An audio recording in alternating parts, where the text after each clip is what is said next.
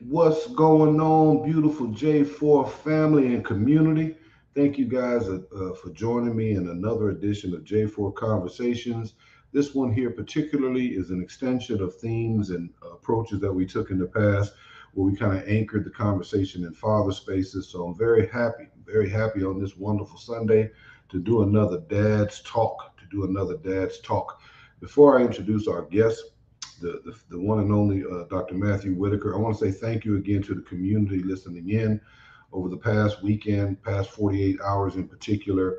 We've had a lot of views on the page. That's important. That's fun. That's exciting. We're over 950 views across a number of subject matter, particularly within the biracial identity space, but also in the parenting of Black and biracial children. Just coming off a two-part series about rites of passage programs. Next week, we'll conclude with that. We will have the third session that talks about physical and mental challenges that families can manage at a familial level to create a rites of passage program for their 15-year-old sons.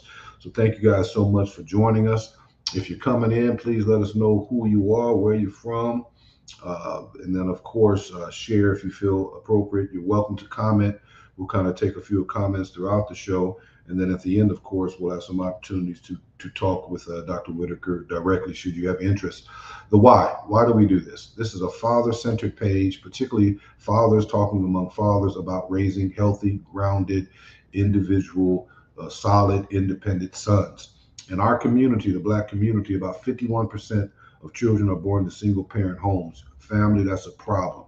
That is a problem compared to 26% of all other communities as an aggregate that are born into single parent homes. So, this is a conversation to talk to young men, aspiring fathers, to just lay it out to them. Hey, make a baby with someone you love, make a baby out of preparation, out of planning with a partner. If you're young out there in them streets, wear them condoms. Don't produce a baby out of passion. We definitely need to emphasize that among our boys and our sons. And a part of coming of age processes have to have critical conversations. So, Dad Talk is about talking to fathers, kind of their pathways, their journeys, their joys, their successes, their loves, but also their challenges. And then along the way, to talk some about some strategies. So, I see we got some folks in here. Mulatto Vanguard, good to see you, brother. Hit the like button. All right. Mulatto's in there advocate, moderating. I appreciate you. Magic Mulatto. All right. She's representing with Vanguard. So thank you guys so much. Today's conversation is with a dear friend of mine. He's an historian. He's a deep thinker. He's an intellectual. I consult him on many questions I have in the cultural space. But he and I are deep friends. We kind of overlapped a little bit. I'm older than him, but there's been so much good conversation from the biracial community that I wanted to talk to a dad who has biracial children, but also to hear his pathway, his journey, but also towards the end to explore the question of biracialness, not only in the 21st century, but also during the civil rights segregation era, and then also in the anti-battle chattel enslavement kind of model, just to understand holistically how this thing kind of journeys out. So I'm going to bring him up here in a moment.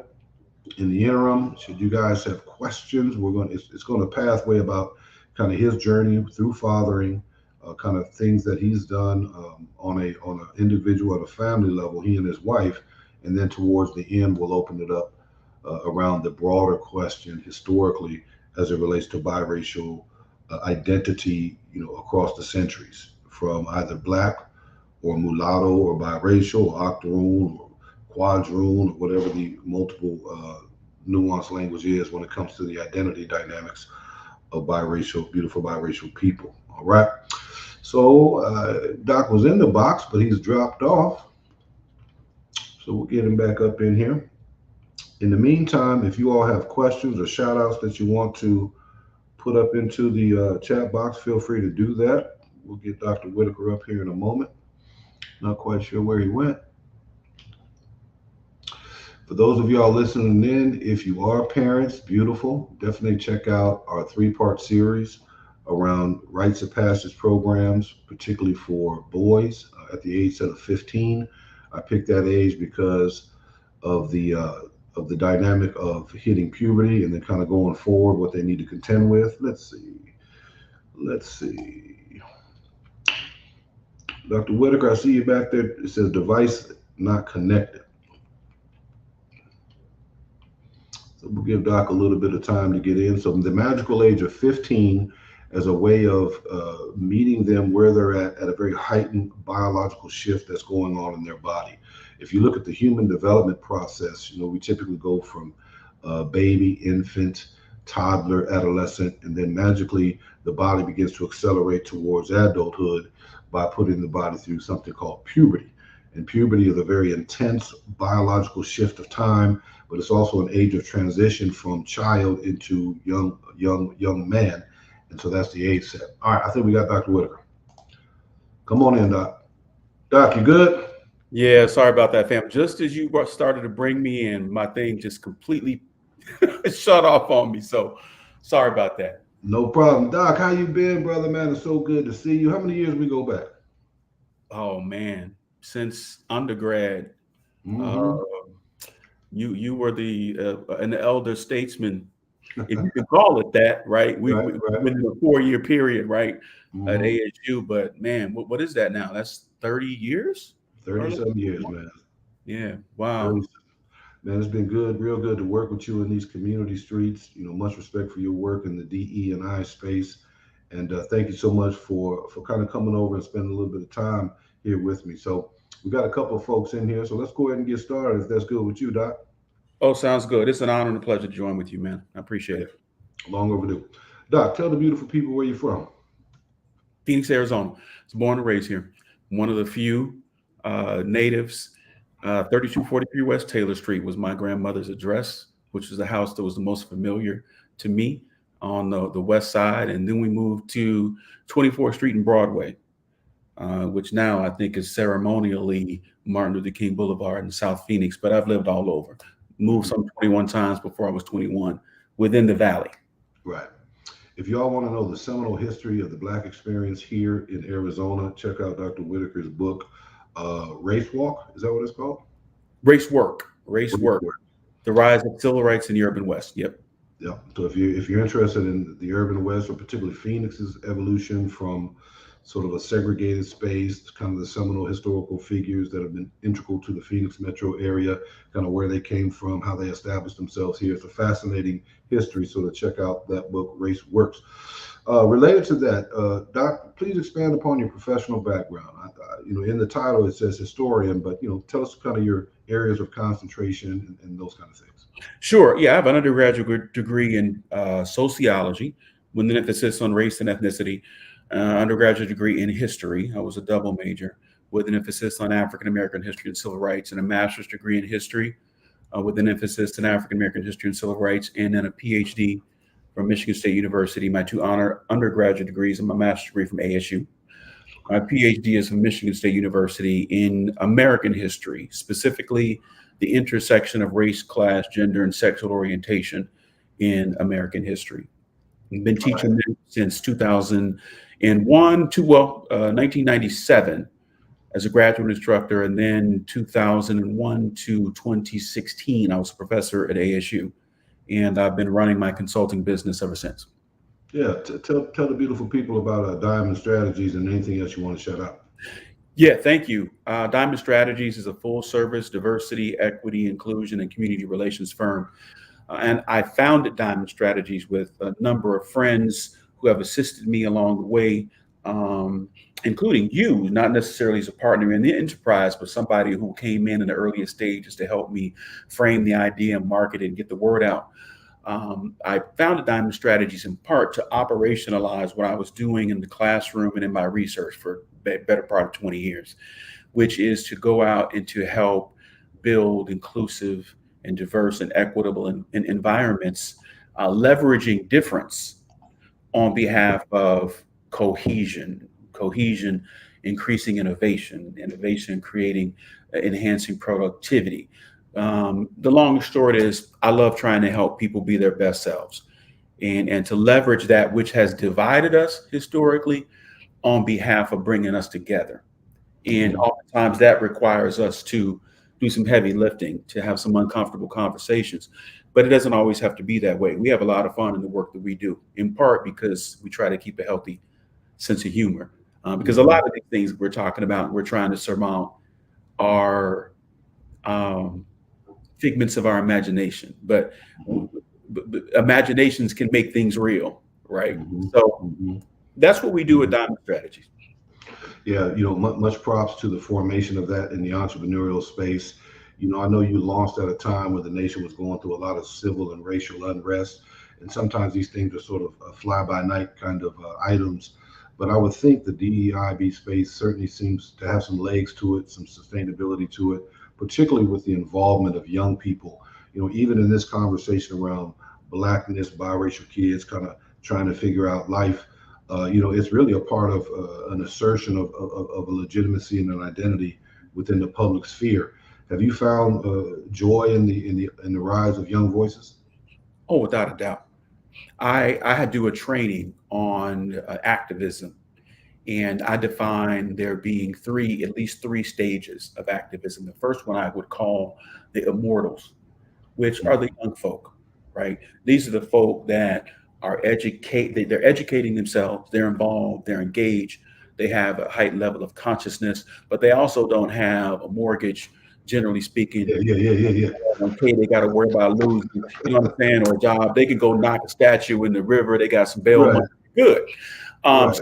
But I love them because they have enabled that next group, what I call the professionals, to be able to move the needle a certain amount, right, from within systems. So they're challenging the system as a whole. Within the system, that gives us a leeway. And then the next stage would be what I call the warrior monk, which is someone kind of like a Yoda figure who, when push comes to shove, can come out and join you on the street, but is a cerebral, almost wizard when it comes to their wisdom, the combination of their wisdom and their experience and their patience, right? With the warrior monks, because you and I mean, the immortals, you and I were an immortal at one point, right? Right.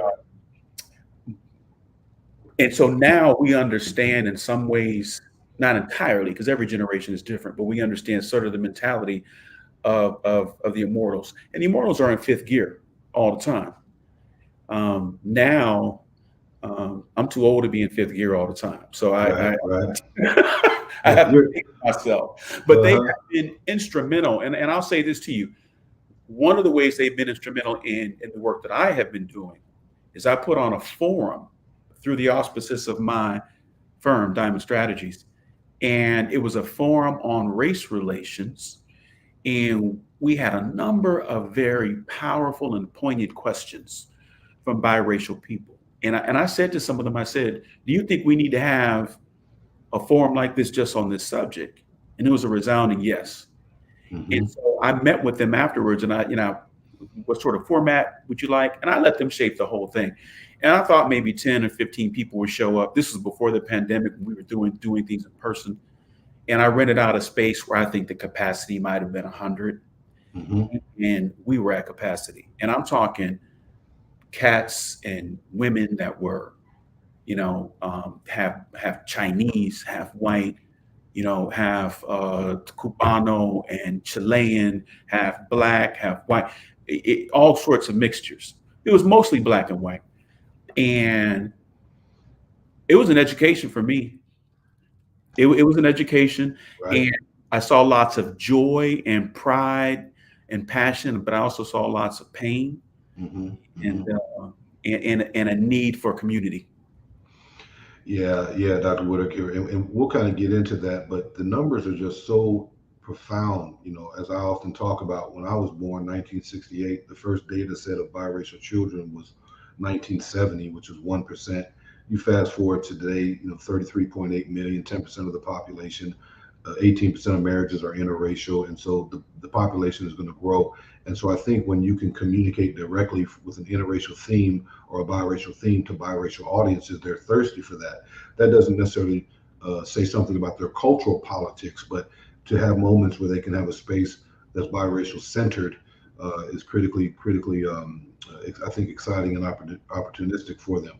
So there's a question there. We're going to plant this in our mind. We're not going to address this question just yet. We'll kind of come to it on the back end, but what would be good ways to fight anti-mixed race narratives that hurt mixed race people. So we'll come back to that, Magic Mulatto. The We're going to stick with you for a little bit, Dr. Whitaker. So I know you're a proud pop. I know you're a long time married man. So please tell the beautiful people here. Tell them about your children. What age are they, and what's their cultural heritage makeup? Yes, I have four children. Beautiful daughter, Anastasia Ami. She is 22, just graduated college, Gonzaga University in May. Congrats. I have a son who just turned 20 2 weeks ago, Hey, and I have a 6-year-old, and I have a 2-year-old. So yes, I'm look one at of you. one of those cats that quote unquote started over. But my children are my glue, and my children are biracial, um, and we're talking Italian, Polish, German, um, Norwegian, and I'm forget Scottish and Irish. When you put it all together, and that's on their white side. Um, for me, according to my genome, 23andMe, Ancestry.com, I am 19% European. So they get, European. yeah, European. So they get Irish, English, Irish, Scottish, Norwegian on both sides. So that is their makeup. They identify as black slash biracial. So they don't identify as just black. They don't identify as just biracial or multiracial. If you were to ask them, they would say I'm black biracial. And I never demanded them or tried to force them to come to that identity. They came to that identity that themselves. Now they grew up with a black dad who studied black people, and Right. so I followed my mother's advice in saying, number one, if you marry interracially, and she had no problem with it. She just said, make sure you stick around because you will be the bridge to their blackness. And Hmm. so that's what I've tried to be, surrounding them, inculcating them in blackness as much as possible so that they understand that part of who they are, in addition to all the other parts. So we've researched our history on both sides. In fact, my two oldest kids, we traced their ancestors all the way back to Sicily in Wow. 1570 something. Hmm. Their mother's maiden name is Albanese, and we found an Albanese in Sicily, and it was like their 20 grandfathers back. And of course, Wow. African side we trace back to Nigeria, um, Ghana, Cote d'Ivoire, and Cameroon. Okay. So yeah, those are my kids. You got to be Yeah. careful asking me about people about kids because I can go on and on about my children. I love them to death. As you should, and this is the appropriate space to do it. So we got some folks here co-signing with you. My Oh, mother's look at white that! Yeah, Caucasian, my father's black, native, Irish, Dutch, French, Italian, Choctaw, Cherokee. Wow, beautiful. Yeah, a yeah, lot of mix. But racially, biracial, we acknowledge that. But the sort of the question of culturally, right? In my era, as I've talked about in a number of shows, my leaning because of certain circumstances was towards a blackness. But the numbers just are so swelling that young people, beautiful folks, are sort of rejecting the ways of old. To where we lifted up a blackness and in some cases silenced our white narrative. To where today they're rejecting that. They're saying we're going to lift up black and we're going to lift up the other ethnic beauty that is our DNA and our heritage. So yeah. profound conversations there. So let's stay within the space. You're a pop. You got four beautiful seeds, and I love the fact that you got the bookends, and you did it twice. Hats off to you. I couldn't go through it again there, Doc. But what era did you grow up in, particularly as it shaped culture? I grew up, came of age in the X hat when I was really forming ideation and thought processes. So, what age did you come in, and what were some of the sort of social norms of the time that may have influenced you culturally? I would, my earliest memories are, I would say, the late '70s, early '80s. Certainly, in terms of my consciousness, that was first shaped by my mother. And beyond that, when I entered, middle school and high school, I found a group of friends, all young Black men, teenagers at the time. None of us had fathers that were Mhm. around. Yeah, man. We kind of grew up together. And it was this was the time where rap music was just becoming popular. Sort of cultural nationalism within rap music was taken off. So I was very much influenced by KRS-One, Boogie Down Productions, Public Enemy, the Jungle Brothers and groups like that. My consciousness really was very interesting because I was raised by folks who taught me that Blackness was not a color. Blackness was culture, consciousness, and custom, the three Mhm. C's. Right, right. Because I had people in my family that were white as this envelope, but if you were to tell them that they were anything other than Black, um, or their two parents who were very fair but identified as Black, if they Hmm. tell them they were anything other than that, they would be very, very upset. So I was raised to believe that Blackness and multiraciality are not antithetical, right? Hmm. Boom. So 1 in 3 Black people, have a white ancestor within the last 5 generations. So we're not Right. talking about that's since 1900.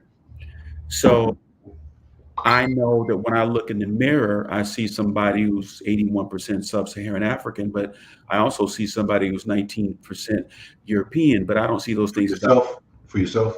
myself.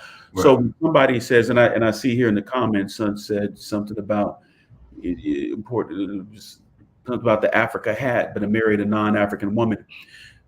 I was not raised to see those things as competing. I was raised to believe that to be Black is to be multiracial. Hmm. Okay. Okay. And in most of that history, we didn't have a choice, Right. right? We didn't have a choice. But that's and those are the things that kind of shaped me. I think W.B. Du Bois was right in writing in 1903 in The Souls of Black Folk. Anyone who has a Black parent or has been exposed to Blackness in some way, shape, or form has a double consciousness. I mean, Du Right. Bois was writing about this in 1903, long before anybody was using the term biracial and multiracial, right? And he was saying, the thing that defines us is this Blackness within a Western context that's also hybrid. Du Bois himself, Hmm. biologically speaking, was Hmm. more European than he was Black. Hmm. So that's the way that I was raised. But that's not the end all and be all. Things change. John Hope Franklin, the great historian, wrote that every generation defines for itself, their own identity and writes their own history. And so I tried with my children to be very open and hear about their own experiences while explaining my own to them. Hmm. Yeah, I think Du Bois was definitely a profound, intellectual of the time. It's interesting the duality of the narrative between Booker T and Du Bois. Self uplift, progress through education. Um, Both but who were you're by Whitaker, by the way, right, right right? now. Yeah, to project a question that we'll kind of grapple with on the back end. Were there times where they acknowledged the biracialness and times where they acknowledged the Blackness from your readings? Yes. The short answer is yes. And they did it in different ways. Booker T. Washington always talked about the fact that his father was, in fact, his mother's enslaver. He Mm, came into being as a product of sexual assault, of rape. But he also talked about not succumbing to, he was very opposed to a victim mentality whereby somehow he would come to dislike the Black or white part of him hmm. because of that. So he talked about that a lot. Du Bois was a little bit different, and he was more reticent to talk about his multiraciality as being something distinct from his Blackness. He viewed Black people in America as a multiracial hybrid people Huh. from of African descent. Right. So, and the two were not. It's complicated, right? Because folks will think, well, how can you be both?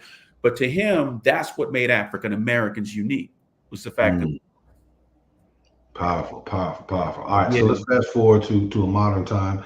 Um, how is your children's childhood different than yours? You coming of age in the 70s and 80s. This is pre-internet. This is pre explosion of interracial marriages. Today it's 60s. It was about 20% acceptance of interracial marriages. Today it's 94%. How is your children's childhood different from yours? well, first and foremost, I was raised around all Black people, with the exception of my indigenous cousins. My children were raised primarily around Black folks, but because of their mother and their mother's family, they knew that family, right? Now, Hmm. their exposure to um, white people was their family members. Right. Outside of their family, up until they went to middle school, was primarily around a very diverse group of people, not entirely exclusively Black. But if you were to walk into our home at any given moment, the most of the people in the home would be Black, right? Right. Right. Uh, they went to schools that were um, that embraced the concept of multiraciality, whereas that really didn't exist when I went to school. Hmm. Hmm. White, Black, Hispanic was a term used then, or Asian. Um, and a lot of the kids that I went to school with were mixed, but Hmm. they didn't. Nobody described them as that. My children were different. In fact, I remember my son coming home once. This is on more than one occasion. But the first time he came home middle school, he was really upset. This is one of the times that I had to go down to the school and talk to some folks because Right. Right. he was saying he was trying to focus on science, and that was a hard subject for him, but he kept being distracted by this kid who was obsessed with his hair and his Hmm. his complexion, and asked him what he was, and he said, well, I'm Black and I'm biracial. And the kid said, you can't be biracial and Black, you got to be one or the other. And Hmm. said, mama's white, you're not Black, you're biracial. Hmm. And Assign. my son didn't take to that very well at all. In fact, he jumped on the kid and put him in a child in a headlock, and that's why I had to go Right. up to school. And my Right. son Right. got him home. He said, Dad, this kid basically tried to write you out of my history, out of who I Mm. am, by saying Mm. I don't get to claim Blackness when my Hmm. dad is Black, but and I can't and I have to claim biraciality because both of my parents are white. He was like, and he said, who is he to tell me what I choose to be? Right. Right. The thing that was different was really different for him is that they had I think they have more choices socially, but folks are just real much more bold now about saying that. Oh, and this is the thing that he got me too. He said, Dad, now this is coming from, I think he was 13. He said, Dad, I get the feeling too that by them telling me I'm biracial, they feel more comfortable with me if I would say I'm biracial. Yeah. If I say I'm Black biracial, and that bothered him. Right. So Right. Yeah. The linear, sort of color line or colorism manifested from white peer groups and settings. Huh. yeah, yeah. Yeah. Yeah. I will say this though, my daughter had a little bit different of an experience, right? Um, but not entirely different. And her experience was more of a she struggled more. She's more biracial presenting, I believe, in some ways than her brother. And so she felt torn. She felt as though the Black kids were always testing her, Hmm. Hmm. pushing her, trying to prove how Black she was. And the white kids were trying to, compliment her on that which wasn't ghetto or what Hmm. have you, constantly Hmm. trying, well, I would love to see your curly hair if you straightened it, type of Hmm. deal. Hmm. And, Right. and, and that really did a number on her. Hmm. She didn't like that at all. Yeah, that's much of what I'm hearing, in the biracial streets, as I like to call them, was the vulnerability to white peers and black peers. And, how does one then contend with that and sort of move forward while they're simultaneously developing around just normal age biological nuances, right? That's why I'm really enjoying this conversation, to hear these new voices, to kind of extrapolate what young people are dealing with, both for my own relevancy to the conversation when I'm working with young people, but also just to juxtapose it against kind of my own era and understanding. But let's kind of stay there, the authentic self that you talked about with your daughter and your son. How do we help guide our seeds to their authentic self culturally? How do we do that as loving parents that don't want to overwhelm or impose a generational worldview, but also want them to have a healthy sense of who they are in positive ways? Yeah. I really believe my grandmother taught me attitude reflects leadership. And how do we lead our kids? What does that look like? I talk a lot and write a lot on these Hmm. issues. Hmm. So I chose not to be too aggressive about that at home because it was Right. everywhere, right? You can come in my office, you see the books that I've written, and I tried to just let the kids come to me if they have questions. Every now and then, as a typical dad, I'm gonna share my opinion about something. Hmm. As you Um, should. views about something, but more than anything else, I wanted them to understand that whatever they are feeling is valid. Hmm. That's number one. Number two, they never have to explain themselves to anyone. You Hmm. know, Elijah Muhammad once said that just because somebody asks you a question don't mean you got to answer it. Right. And Right. somebody has an opinion doesn't mean that that opinion has to move you. So, to the extent that I gave them some advice, I would say number one, a continental African don't get to determine your Africanness. That's number one. Because they saw some stuff when I was younger that I wrote, and they were like, "You used to refer to yourself as an African." I was like, "Yeah, we're all Hmm. Africans. But yeah, I refer to Hmm. myself as an African." But you Right. weren't born in Africa, so what? Malcolm X said that a cat can have kittens in an oven, but that don't make them biscuits. Right. Right, which is one of the reasons why I wore this hat deliberately. So for those who in the chat who's commenting on the hat, just know that that was coming from the hat in the the, first place. the, So the that grand the grand maternal mother. right. So I wanted to explain that to them as well. And I said, listen, if you ever have any questions, let me know. But the one thing that I do not want you to do is to choose an identity out of fear Hmm. or to choose an identity because you may view it as being the road more traveled, Mm. right? Mm. Right. Right. Because in this world, as a black man who's married to a white woman, I'm still. I mean, I have eyes. I'm an intelligent person. I can Hmm. see where the world's priorities are, and we're not at the top of that list. Right. And I taught for 20 years, and so I've run into all kinds of biracial folks, and some that are quite nationalistic in origin, and others that don't want to have anything to do with black folks. I'm just just be honest with you. They don't have anything to do Yeah. with Yeah. black, Hmm. and and and some of them, I guess the fear is that some would choose a multiracial or biracial identity because and I say fear because I don't know that it's a reality. I just know the fear is mine, Hmm. and other folks like you in our age group. The fear is that it's hard being black, and it's not that it's not that it's easy being biracial either. It's hard Right. being biracial, right? Hmm. But to be both of them, this is what I told my son when he first came home one day because he had to check a box at school. My Hmm. oldest son, right? Hmm.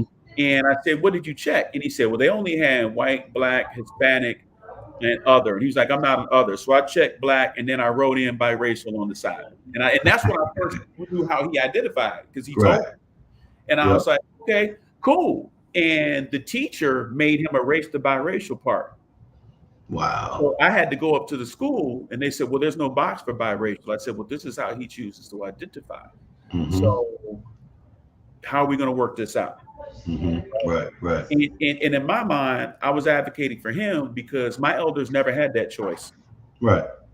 Yeah. Today's generation have vastly different realities to contend with. In one regard, though, looking back retrospectively, my identity into a cultural blackness, it required sort of a silencing of my white narrative, and I'm sure my mother kind of felt some way about that, and so there's a little bit of regret assigned to that. And so for today's generation to advocate for both, right, to lift up both a blackness and a whiteness in the case of us, but also to to be able to interplay with a biracialness, that's refreshing in one regard. To me, it's a manifestation of what you talked about earlier with John Henry Clark. Each generation will write their own history. And as someone that's 54 years old, I have to be mindful of that. There's time to sort of be the, what you call it, the wisdom monk, right? I like that. Oh, the warrior monk. Yeah, the The warrior warrior. monk. There's time to be the warrior monk, and then there's time to sort of sit down and listen to new folks, express their ideals. Um, Doc, you've talked about a couple of times of having to advocate for your seeds in some kind of capacity. What are your joys of fathering? Just to kind of, what what is the joy of fathering? Is it a dominant identity for you? Tell me about that. Oh, yeah. The minute my daughter was born, my life was changed. And I never knew I had the capacity to love something like that, Right, right, you know? And I finally understood how I was so blessed with my mom because even though my father wasn't around, I was loved unconditionally. And if anything, if my mom blessed me with anything other than life, was knowing what unconditional love is. I firmly believe that if we could somehow create a serum or an injection of mother's love and inject it into the human species, we would be much better off for it. So right. I found a capacity of love that I never understood before. And then I was immediately overcome with a sense of fear Mm, because I mm, thought, me and my wife are the only things that stand between this baby that can't do anything for themselves right. and whatever. And that Hmm. was I had never been responsible for anything like that before. You can't take your eyes off of it. I And you mean, can't take your eyes off of them. And I remember saying, my mom, I'm like, Mom, I don't know if I'm ready for this. And she said, sweetheart, no parent is ready for it. right, I right. was 19 when I had you. You remember me being some older figure, but I was 19. She was like, I wasn't ready. She said, you'll figure it out as you go. And that's what I did. I think the other joy just comes with them, comes with seeing them grow into who they are, their own unique personality, because each one of them is unique. I love seeing that. I wish I could be alive to see them when they're elderly, to see them whatever they're going to evolve into. Hmm. Hmm. That's another joy. I think the joy that I can see my kids bring other people, their friends, their colleagues. That's a lot of fun to see them grow into leaders in their own way. Hmm. You know, um, my daughter is more of I call her a CEO type of leader. My son, the oldest people just kind of follow him because he's just emanates acceptance and Hmm. creativity and what have you, and Hmm. elegance. And the other two are so young. We'll see how they're going to evolve. But I think that I take so much pride in it, Hmm. um, and, uh, and like I think most parents also am in awe of the vulnerability of it. Yeah. For You you know, or for them? was for of me, Right. me because I want to do the best I can for them, right? Understanding though that I'm not perfect. Hmm. Hmm. No generation before us was perfect. I'm not perfect. And once they become adults, my mom gave me a quote years ago. She said, "Listen, long as you're in the car with me and I'm driving, if we get in an accident, it's my fault. Once you get into the car of your own life and you cause an accident, that's your fault, your responsibility to fix it." Yeah. So I'm not one of those that believes that if somehow I erred as a parent, that as adults, I'm 100% responsible for all of that. Right. Me to sound like Medea, but I don't. But at the same time, I think all parents do that. Yeah, you brought up a very interesting dynamic yet, which I wish I could be alive to see when they're elderly, right? One thing about parenting is that you parent in a moment, you're preparing them for a future that you will likely never see. That's daunting at one level, right? And then you're also trying to give them a set of tools and character equipment to exist and to be relevant and to be a part of something broad, hopefully leaning towards positive, but yet you don't know the narrative, the rules, the societal construct when they get there, right? And that is such a powerful dynamic to kind of forge, to push forward despite the unknown, because you have that ultimate responsibility as a parent to prepare them for that unknown. That's pretty deep there, man. Yeah, I just that just came to me when I was talking. I never thought of it that way, but that is something that I think about on a regular basis. And I also think about how are they going to remember me? Mm. What did I stand for? What did I fight for? When they remember me, did I give them the bridge to their heritage that my grandmother and mother asked me to do? I've taught them how to cook certain things, right? Mm-hmm. We are a cultural family, so whatever my oldest son, for instance, has an ankh that he wears and an Italian horn that he wears at the same time, right? And it befuddles some people because he has both horns. Right. Right? Yeah. He represents his biracial. Yeah, that exists. He could exist with negotiate two consciousness is fascinating to me, which is fascinating, right? Think about it. So if you are a woman and a person of color, you don't get to choose. Right. You're a woman of color. If you're biracial, you're black and biracial or Asian or whatever, you're just that, right? And so you don't have. This is the thing that my kids have taught me. They've never had a choice to not negotiate that, because in their lifetime they didn't operate, they weren't treated with the one drop rule, right? You have one black ancestor, you're black. They weren't. But by the same token, my daughter said this to me one day too. She came home and she was just tired, and she said, we were at a wedding, and I walked away, and she said, God works in mysterious ways because you walked away. But the bartender then turned to her and said, oh, are you mulatto too? I'm mulatto. Mm-hmm. Okay, so I learned something here, because black people aren't a monolithic group. Any BIPOC group are not monolithic. Right. And people who identify as multiracial, mixed roots, and biracial are not a monolithic group. Right, so right. My daughter was hot, right? She said, first of all, she said, since you want to use a term like that, I said, what did you say to him? And she said, I asked him if he was Portuguese and African. And he said no. And she said, okay, well then that mulatto is a term specifically designed that its origins is for Portuguese and black. We know that it's used colloquially for different reasons, right? So she said, you want to be cute, then let's have this conversation then, right? Said, all I want to do is buy a drink. And I know he was probably looking for camaraderie, et cetera, et cetera. But she was like, in that moment, I felt more like a black woman than a biracial woman. Wow. Based on context and circumstances. Yeah. And it was that's what I said to her. I said, oh, so it's sometimes it's a contextual thing. And she said, yeah. And she said, I don't know if it's because we were at a black wedding. I don't know if it was the way that he came at me. I don't know what it was, but something was triggered in me. And I was like, okay. And then later on, they had a conversation. So they were talking, what have you, probably trying to holler, Yeah, he's trying to holler, trying to resonate. I said, probably bad. They trying to spit a little game, use that mulatto connect. I said, probably ain't got no game, baby. But but it was interesting in that situation. And I said, okay, that's very fascinating. I mean, so, the older I get, the more I just kind of sit back and listen. To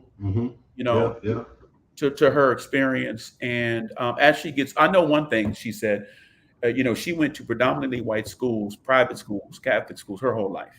Even Gonzaga, where she went to schools, private Catholic schools. She said, you know what? She wanted a pledge for predominantly Black sorority, but they don't have any there. My mom Yeah. was Delta, right? Delta Sigma Theta. And so she said maybe a graduate chapter or something of that nature, Right. because, she's been to Italy. So before the Mhm. pandemic, her mom is Italian and Polish. She went to Italy and she studied there for a year. We had to bring her home because of COVID.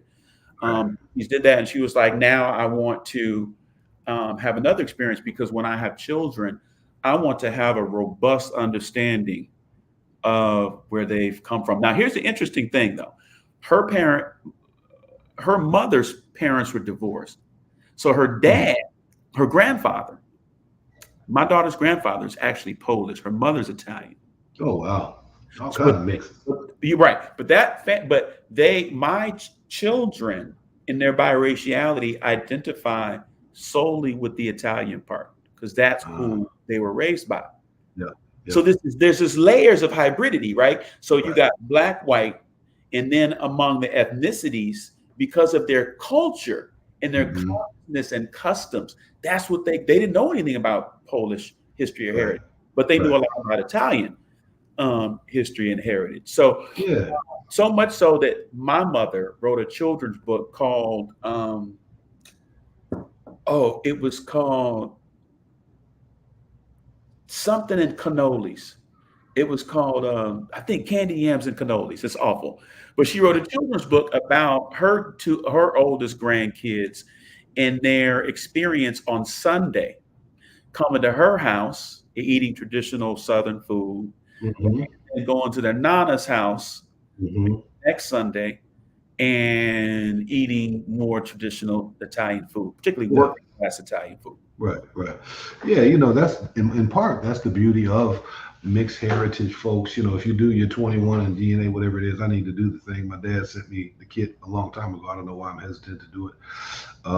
But of all that mix, right? You may have some Irish, but never even met any immersed Irish experience. So yeah, that which resonates with you, which becomes dominant, perhaps culturally, is that which you have proximity to.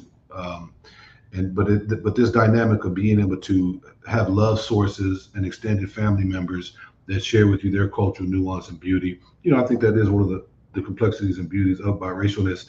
So let's make a shift here. We're at 47 minutes in. I want to see if anyone from the chat here, and these folks are having a good time among themselves. That's beautiful. I can see Uh, that. Yeah. and all are welcome. But I do want to put the invite in that if someone wants to come up one at a time and pose some questions to Dr. Whitaker, assuming Dr. Whitaker, that's okay with you. We'd like to take any questions that you have.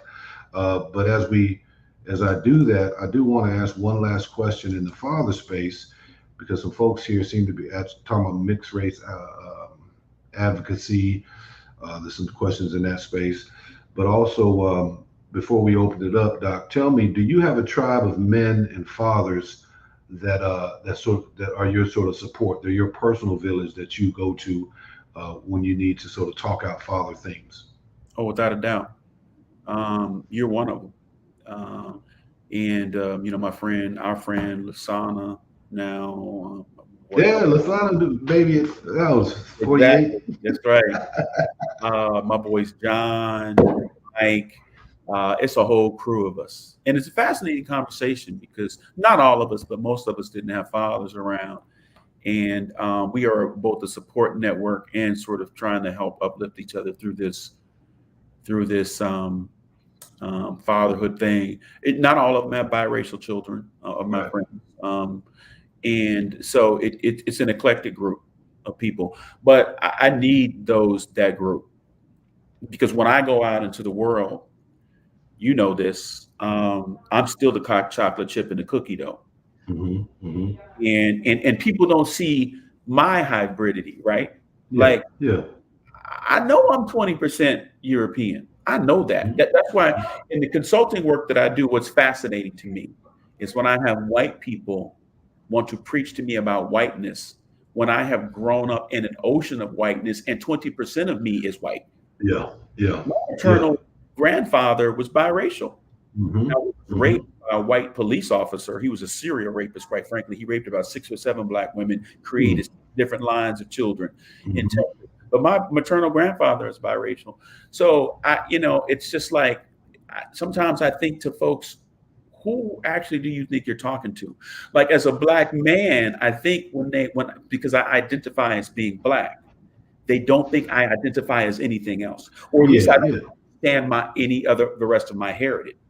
Yeah, so And they're putting labels and assumptions on you, right? Because of your melanin content compared to someone else, yeah, right? Whether that's whiteness and quite possibly biracialness, right? yeah, it's like, okay, like these ears, man. Come on, man. These are British ears. Yeah. Saying, Wow. you know what I'm saying? I mean, let's just be honest. When we start talking about phenotype, but most people get hung up on skin color, Hmm. Hmm. right? On skin color. And black folks, biracial folks that have a black person, a parent, we first of all, black people have always had a rainbow of colors going all the way back to West Africa during the transatlantic slave trade. See, people start to think that mixed roots started in America. Hmm. But the plantations, they built plantations on the East Coast. There's a whole group of people in Senegal, the Métis, and Cape Coast Islands, and for the better part of 100 years. So this started a long time ago. So black folks, biracial folks, the spectrum of our appearance Hmm. has been broad like this for 500 years. Right. So one of the things I asked my kids when I felt really salty one day when they were going on and on about how unique their experience was, I said, okay, please explain specifically how what makes your mixed roots biracial experience unique. And I wasn't Hmm. challenge them. I wasn't at all. I just wanted to know, compared to previous generations, what makes yours unique beyond you getting to choose. And I really Powerful. wanted to know, as a parent and an advocate, I wanted to know what that was, because I don't know. I'm not them. I don't have any way of knowing that. Powerful, Dr. Whitaker. We got a couple folks in here that want Yep. to perhaps ask a question. Do you have some time? Let me know what your time is. Yeah, I'm good. I'm cool. I'm cool. All right, so we'll kind of go another 20 minutes or so, see what we're looking at. But we have Miss Flowers. I'm gonna bring you up, Miss Flowers. If you could kind of feel free to introduce yourself in whatever capacity you wish, and then pose your question to Dr. Whitaker. Come on up there. How are you, Flowers? Hi there. My name is Flowers, and today is July 17th. And thank you for inviting me onto your platform. Thank you for comments and other videos. Truly appreciate that. Thank you. What do you have for us? I am here in the city of Stone Mountain, the state of Georgia. I am a grandmother, and I have two families. I have an older family from a previous marriage. They're in their 30s, and I'm a grandmother through them. Through them, I suppose you could say, triracial or quadroon children who are in their 30s, they have married Mexican, and another has married English.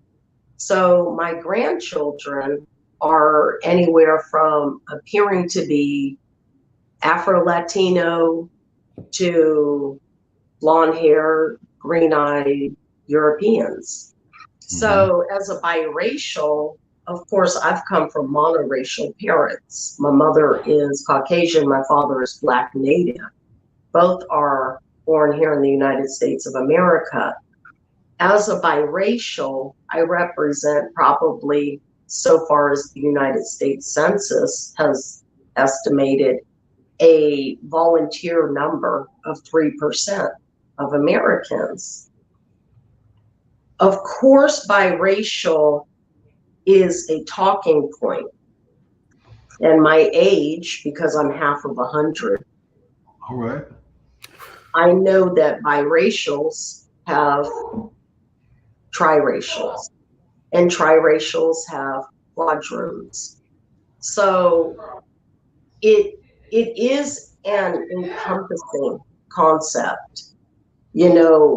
I can relate to what you're saying, because at some point my grandchildren are going to be telling the world that they're 19% of something.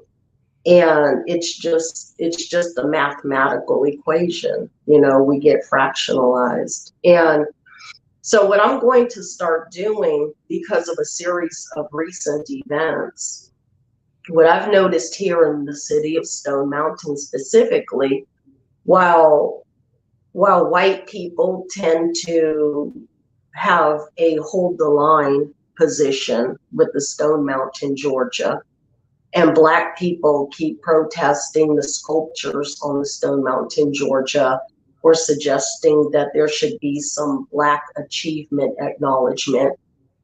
Nonetheless, the Stone Mountain, Georgia is a state museum. It's actually, it's written as a state of Georgia Confederate museum.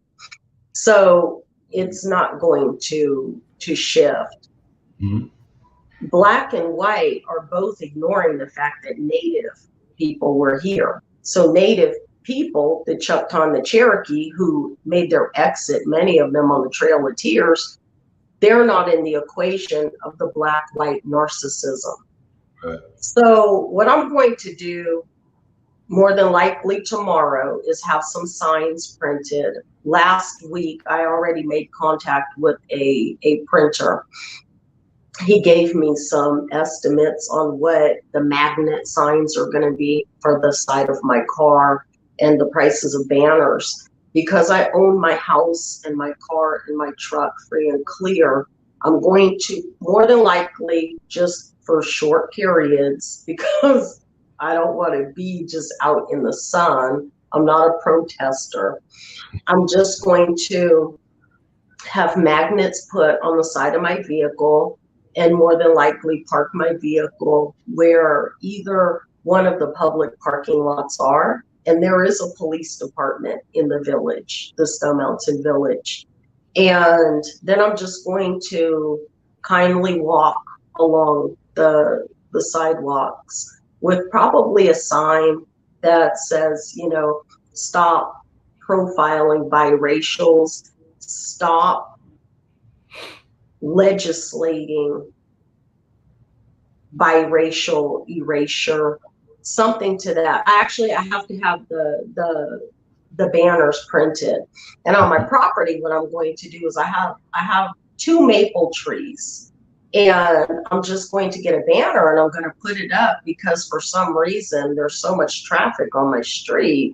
You think that there was a shopping mall on the corner, and there's not. So I figure I might as well educate some of the people that are driving past my house. You're gonna use your personal. Excuse me? You're gonna use your personal property and time to make your personal protest in terms of the biracial recognition and anti hate that you're perceiving, right? You're going to use your own resources to that end. Yes, and here's the reason that I'm prompted to do this. And you could probably do this homework. There was a mayor, Charles Burris, and Charles Burris became the first Black mayor of Stone Mountain. Stone Mountain, that's right. When Charles Burris became mayor in 1997, he was speaking to that election, and he said, there's a new clan here in Stone Mountain, and it begins with a C, not a K. And he said, that must make me the Black Dragon. Now, of course, that was 1997. He had no idea what was going to come. Charles Burris has passed to the other world in 2009. He's not here now. He doesn't know what's going on. What I have noticed is, in lieu of the 2020 protests, where the white supremacist protesters were blocked from protesting at the Stone Mountain Park, there were state police, there were city and county, and there was an alliance to not allow for the white supremacists.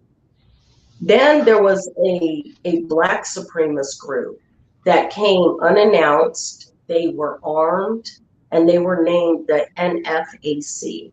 And their leader was a Grandmaster J. And I want to say his name is John Johnson or something to that. I'm not really sure. Well, let me interject here. Yeah, I'm familiar with that.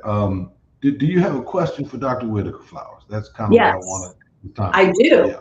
Because what I'm seeing now is now that there is a Black mayor and there's a strong Black police force and a Black police chief, these are monoracial people here in Stone Mountain. And it seems to me that that was more of almost a projective prediction in 1997 from Chuck Burris, where there's just going from one white oppressor to now a new Black oppressor in Stone Mountain.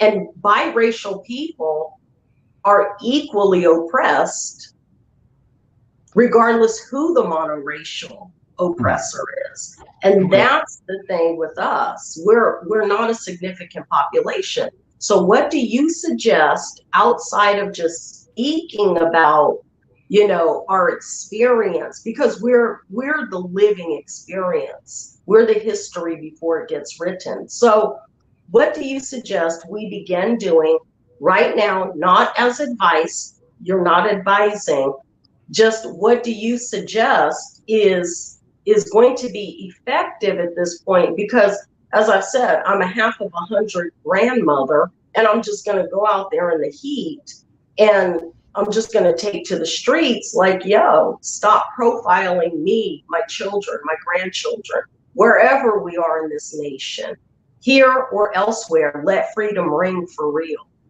Yeah. Boom, boom. Flowers, thank you so much for that. Did you get enough for the answer and your thoughts there, Dr. Whitaker? Yes, I did. Thank you. First, thank you, Flowers, for that. I appreciate all of that. And I would say, I think first and foremost, I always think of power in organization and network. Number one, you talk about being half of a century, me and AJ are too. And we have to pace our energies. Well, we're still young people, okay? Don't get me wrong, but we still have to pace our energies. And I think when you pair up with like-minded individuals, you will have a broader bandwidth for what you're doing, right? So in addition, like you're going to show up at this event tomorrow. It's not an event. It's just me going out where I live. You're going to go out with it. I think if you team up with other folks and organize, then you will be able to cast your net more broadly. That's one thing. I love organizations. I've started several of them. The other thing I would suggest is synergy. I was telling somebody the other day that in order for us to reach or experience King's beloved kingdom, right, where we can all identify and be as we are and who we are, we're going to have to create partnerships with other folks and other communities and figure out what we have in common, particularly from a social engagement and public policy standpoint, right? And when you talk about the profiling that you're experiencing, I know, so for instance, here in Arizona, the group that's profiled the most statistically, the number one group per capita are Native peoples, Indigenous peoples, trans people, and Black and biracial people, right? And yet, whenever they are talking to city council, city manager, various city officials, they do so individually as opposed to a collective voice. And that's how we get picked off. It's much easier to take on individual constituencies. It's much harder to pick off a group when they coalesce around one or two or three issues. So the state of Georgia is a estimated 10 million people, and only 2% are biracial. So there's not really enough here to have a biracial coalition, so to speak.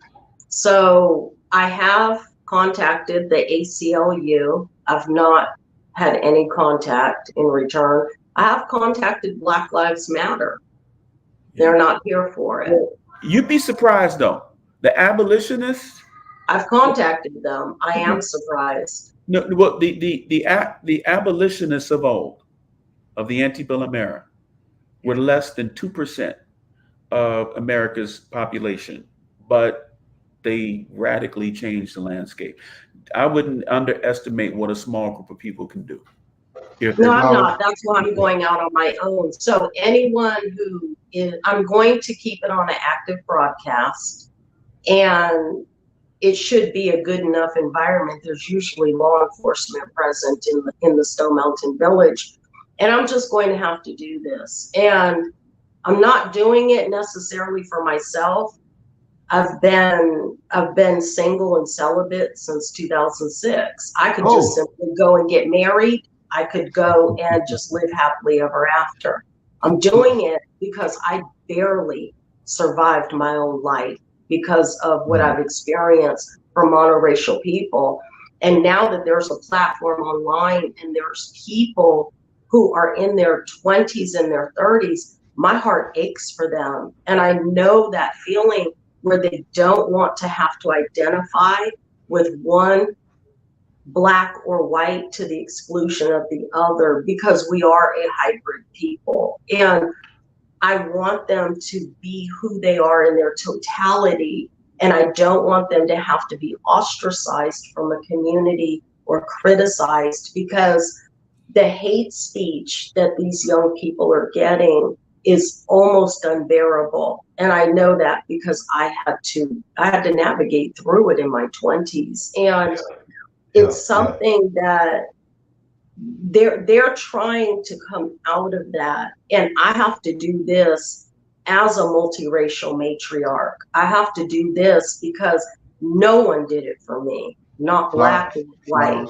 Flowers, let me jump in there. Hey, that's beautiful. I'm so glad that you're going to self-champion. You know, if folks aren't galvanizing at the way and rate in which it matches your speed, that you're not waiting. That we have much respect for that. I do want to get to Magic Malata. You're welcome to stay on. Should we have some closing thoughts or comments? But thank you so much, Flowers. Thank you. Yes, thank you. Hi, gentlemen. Thank you for having me on. Thank you, AJ. How are you, Magic? Thank you, Dr. Matthew. Thank you so much. I love this conversation. So I have two questions. So do you guys support anti-hate laws towards biracial, multiracial people? Because that's like one issue I want us to collectively come together and pass like anti-hate laws on. And then my second question is, how can we fight anti-mixed race narratives? Like there's still like this narrative that, you know, we're products of rape, and even though that's not really true anymore, but there's still this narrative that we're products of rape, and then we're just the trash of the white community, and so we just go in the Black community because we're trash in the white community. Nobody wants it in the white community, so we automatically. So there's a lot of anti-hateful narratives that affect us. So how do we fight these narratives? And do you guys support a anti-hate law towards biracial people? Yeah, that's a very good question. I certainly support anti-hate laws in general. I certainly support hate, the category of hate crimes and prosecuting them. I honestly had never thought about a specific one for biracial people. But having said that, yes, I would support it. I think because I don't think any of this is antithetical. So, for instance, I have people in my family that are identified as Black, biracial, and pansexual, right? So they're targets for lots of different reasons, but they're also targets for specific reasons that may not be included and may not be prosecuted equally based upon the different status. So I'm thinking of one relative in particular who she would argue that she gets grief because of all of her identities, but primarily her pansexual identity, right? And I think sometimes place and region and locale has something to do with it.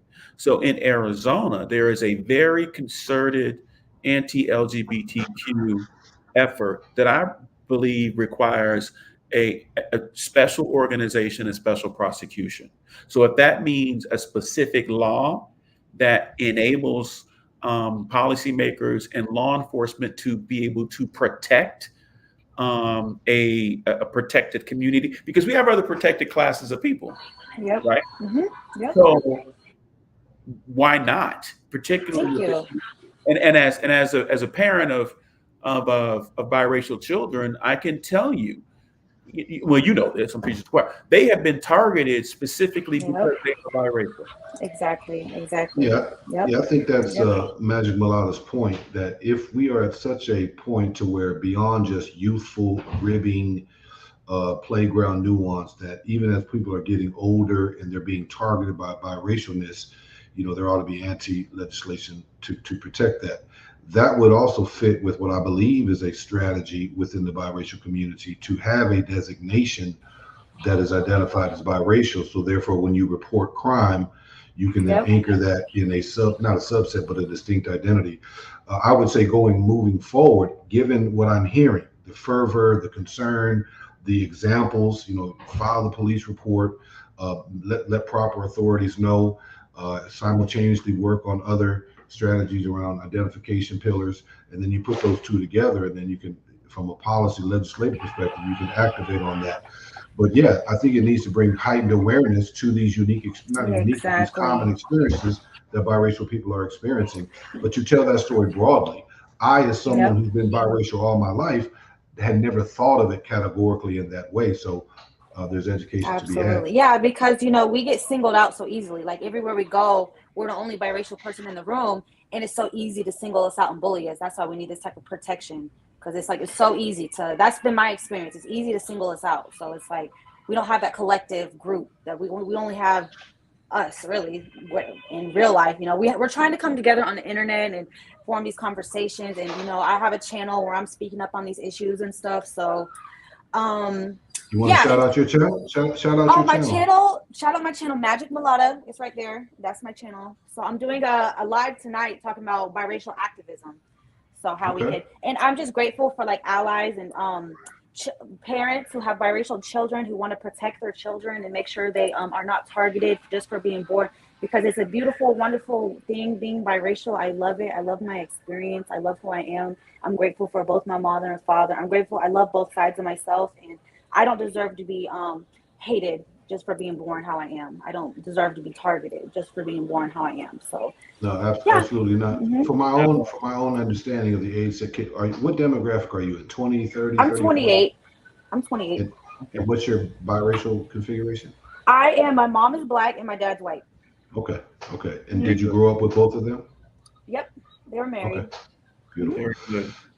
Doc Whitaker, anything on the how biracial people can tell their own story as sort of a pushback to whatever stereotypical narratives are out there? Yeah, that's why we need. Yeah.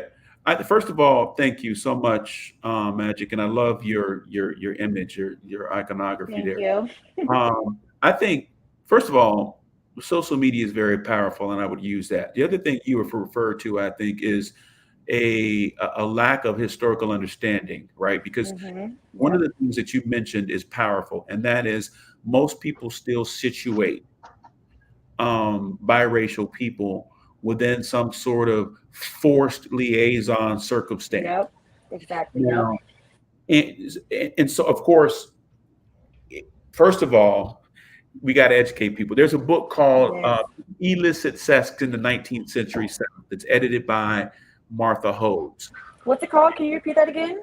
It's called Illicit Sex in the Illicit Sex. In the 19th Century South. It's Martha Hodes. She is biracial. Her configuration is Black, white, and she's sort of the dean of biracial studies. She's published so many different things, and this was her first book. And what she said was, yes, rape was prevalent. We know that during enslavement, but she documents a bevy. Basically, what she says is people were having sex across race lines all over the place and creating biracial people. Now, the law didn't allow them to identify as biracial, but we've had voluntary consensual relations between people of different socially constructed races since the founding of the Republic. But people still have it in their mind that somehow if you are biracial or descendants of biracial, you are descendant of someone who was sexually assaulted. It wasn't a loving relationship. And so one of the reasons why I committed myself to history is I believe a lot of poor treatment that people receive is because of ignorance and lack of understanding of what the reality is. And to the extent that you can help educate people, about this, I think it will help to change, that paradigm. But I know exactly what you're talking about. My wife gets it. Half of the hate mail we get from my company, because we get hundreds and hundreds of them weekly, and I'm on a couple of hate mail for target lists, and some white supremacists and some other groups, is because Wow. is because of my wife and my children. Wow. I think the hate bill, I think, should include interracial couples. The people who are, like you and your wife, Yeah. you guys should be protected too, because there's a lot of people who want to hate you guys just for loving somebody of another race. I think the hate bill should protect people who are interracial couples just as much as they protect biracial children, So yeah. Yep. Now, thank you for that. I appreciate that as well. And God bless you. You seem like a beautiful Thank you. soul. And Thank you so much. no one should make you feel as though you're anything other than who you are. And that's what we gotta work on. No one has the right to define somebody else or mistreat them, because at the end of the day, it's their issue. They're uncomfortable for whatever reason. Exactly. Yes, And they want to make us definitely. feel shamed, or we have to hide who we are just because they're uncomfortable. Like, there's been a big thing on social media. It's like, oh, I hate when mixed girls, they say they're mixed and proud, and I hate when mixed girls are always trying to say they're mixed, and it's like we have to hide our mixedness in order to make other people feel comfortable with themselves. But I celebrate when I see like Black girl magic and Black girl winning, and I celebrate that, because I'm like, that's who you are, and I want to see other people happy and winning. But it's like, we don't get that same response when we say, we're mixed and we're beautiful and we're this. It's Yep. like, no, y'all think you're better. And it's like, we don't get that same response. I just wish Yep. I wish we could get the same response. Like, we both support each other. Like, we're different, of course, we have our differences, but we can still love and respect and support each other. You know what I'm saying? So that's what I feel like, Yeah. AJ and I Yeah. talk about this a lot. AJ, if I can make just for a second, and that is, Black people who identify just as Black have some responsibility that needs to be owned in Yes. hating biracial folks, and Yes. pushing and criticizing, and the colorisms and all of this stuff. That is also ahistorical. Yes. And we've got to, I've seen it with my kids. Yeah, they've come home and they're just like, look, don't like put me through a test the minute you meet me. Exactly. It gets exhausting. That's why I used to identify as Black too, and then I seen online, no, Black, you're not Black, you're not Black. I kept hearing that over and over and over again, and it broke my heart. I was like, oh my God, I felt like a part of me was getting taken away. It really did break my heart, made me cry, made me feel horrible about myself. But that's why I started claiming being biracial, because it's like, but some people are trying to take that away from me sometimes, it feels like. So it's like, it's so hard trying to fight. Like, I just want to claim who I am and not have anybody take that out from under me or try to take my identity away from me. You know what I'm saying? I just want to be who I am. And that's it. Because I feel so horrible having that identity. Oh, you're not Black, having that ripped apart from me. And when I was like so happy with that identity, but I just don't want to have people always trying to sweep what's the word? What's it saying? Like, take the rug up under us or something? Like, always trying to just take something away that, I just want to be who I am. That's it. Like, Yeah. Yeah. Mm-hmm. Both Magic and Flowers, thank you guys for sharing your testimony. Thank you, Flowers. I'm gonna do the don't profile biracial people. I want to make my own and then have that at my house too. Because I lived in Atlanta, but I moved to a white community, so I'm a it happens on both sides. So I'm gonna be over here making sure these white folks don't be profiling us either. You know what I'm saying? So so yeah. But both Dr. Whitaker and I wish you much success in your personal and or group protests. But please continue to tell your stories. But also, when you feel attacked, you're going to respond. You're going to give the same energy. I understand that. After a period of time, when things have calmed and you've resolved unto yourself, then tell your story. And tell your story with hopefully listening ears, but also to then share the depth and revelation of your beautiful identity, and to articulate the love source of both your parents. And then it's up for the community to hear you. It's just up for them to hear you. But self-agency is something all individuals need to practice, and then we often fall into respective groups. As biracial continues to assert itself, I wish you much success and progress in that. But as I always talk about, as you transition into a new community, please do so on your own accord and not as a with a a challenge or a slashing or an antiness Oh towards one of yeah, I the like that. beautiful We should do it out of love, not like out of resentment that we yeah, were just take like kicked yeah, out of the Black community. I yep. understand. Yep. Okay. Just take the I like cultural that. handoff and create. Thank you so much, Magic. Truly appreciate you. If you see Oh, value, thank please you. subscribe and keep checking us out. And Thank what you is your so show much. today? What's your show today? It's gonna be biracial activism. It's gonna be all about Okay. biracial activism Y'all and check how that we can out be at funded. Magic Mulatto. Okay, Thank thank you you so so much, much. Magic. Have a good day. Thank you. You too. Flowers, hey, I know you're thinking about your signs. We wish you much success in that. Please be safe, okay? Please be safe when you're out there. But one voice, it takes one voice to begin multiple, right? Yep. Last thoughts of yours there. Flowers, any thoughts or anything else? Flowers? You're unmuted. Let me unmute you. Go ahead. Go ahead, Flowers. Exactly. Thank you. Yes, thank you for the well wishes. So I do have a channel. My channel is Telling Stewart, and I've been on YouTube since February 18th, 2018. I just have a standard vlogging channel, Okay. and I don't really have a focus or a theme. And many of the people on my channel, they're of all backgrounds, all religions, in fact, there are plenty of people from overseas on my channel. And I've already made it known. I'm completely doxxed on my channel. I'm not a secret YouTuber. And I've been here in Stone Mountain. And that's really what prompted me to start my channel to begin with, almost a window to the world, so to speak. So there are people on my channel that have been with me since 2018. And I've told them that this is what I'm doing. And I've been doing a daily vlog and just updating people. I've contacted the Department of Justice and the ACLU and so on and so forth. And I told people it's okay. I'm here. I'm not wearing body armor. And this might just be my hill to go on. And this is what I'm going to do. So, as I've said, I'm going to do this to the extent that I have the strength and the finances. And so I'm just going to self-fund, and I'm going to broadcast it because I want other people to be inspired. And I do have the support of Caucasian people. There is one man, he's extremely dark complected, and he is a original Georgian, so to speak.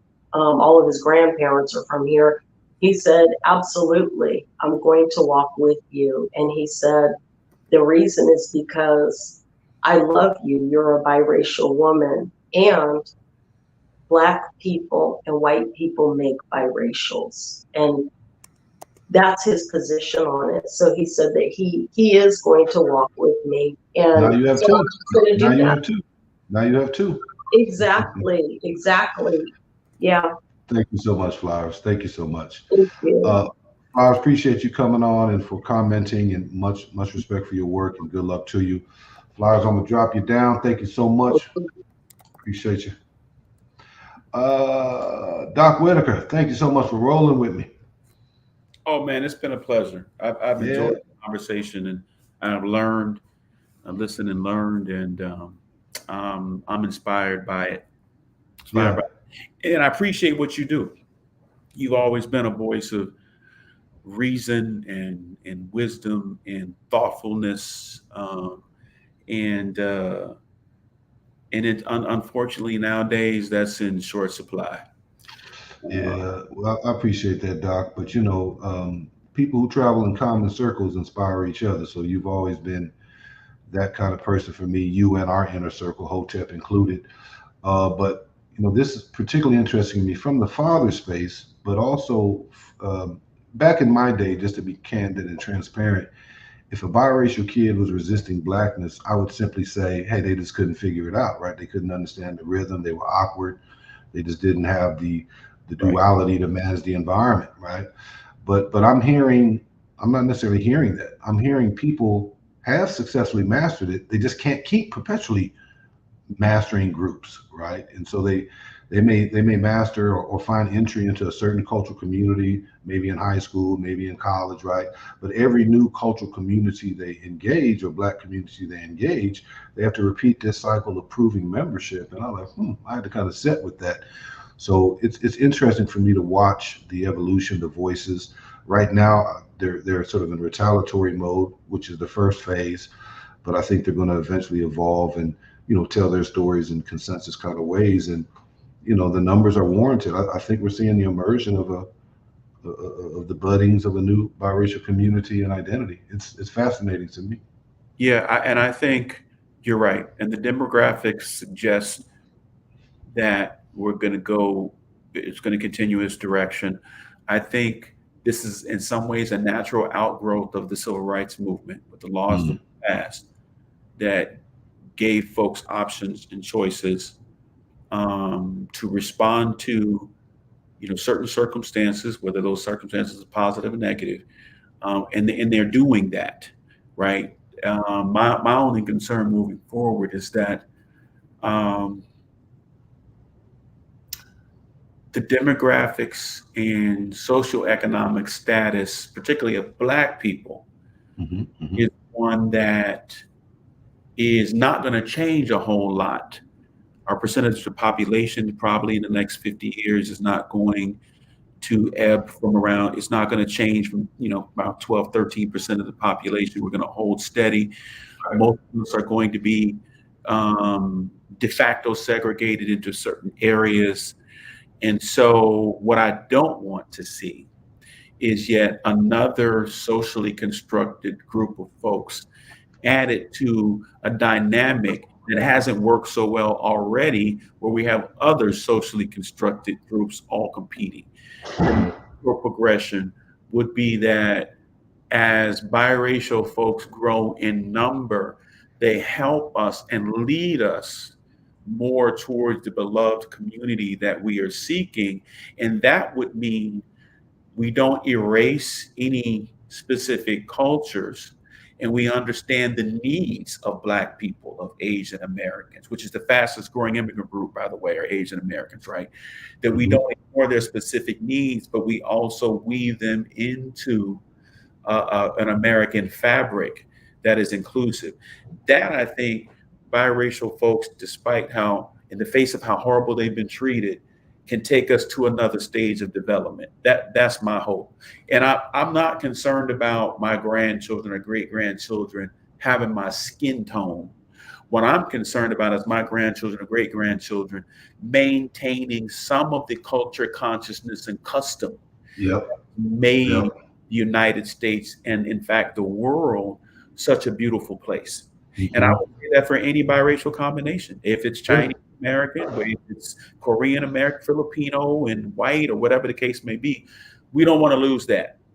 And I don't think we have to. We don't. I mean, that was my attraction to Blackness, was its resiliency, its strength, its soulful, its courage in the face of historical century levels of inequity. The word eludes me right now, but just the outright, terrorism, right? And then the resiliency and then to have this connection, this sort of communalism that came out of that had great appeal to me. And to be honest, in many ways, people of color, particularly Black folks, have been the soul and the grounding voice of darker periods of America's time. And as that evolves or stretches or redefines itself, I hope biracial folks will take that with them and still maintain that lesson learned from a Black historical mama landed in the maternal continent of Africa. Like that hat, brother. No doubt. That's not it. Doc Whitaker, man, enjoy whatever the rest of your Sunday is, man. Say hello to your beautiful wife and beautiful seeds. Thank you so much for coming on with me. This has been I've been wanting to get a historian on, and thank you for doing that. And the fact that you've raised biracial kids, Black biracial kids, is just added content. So thank you so much, brother. No problem at all. I appreciate you. Much love. Shout out to the family as well. Especially Chantal, your oldest. Yeah, man, she's a PhD now. 32.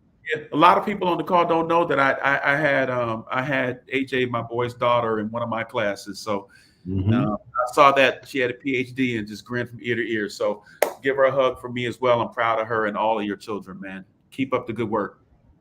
All right, brother. Love. All right. Talk to you later on. Bye-bye, everybody. Right.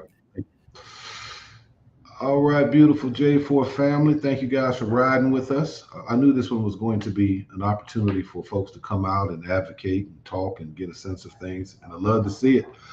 You know, there's a lot of folks here with people to be from the golden sphere, you know, and you all are seeking communities and opportunities to converse.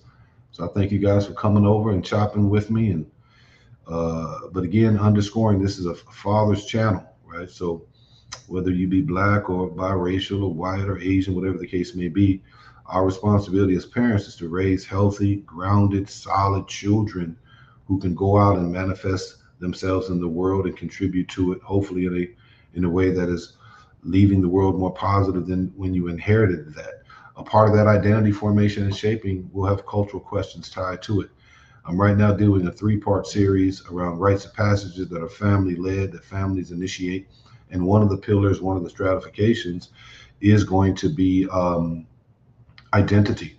And that's up for parents to decide. You will decide how you want your children to experience culture, how you want them to experience how they understand both of their love sources, people and community.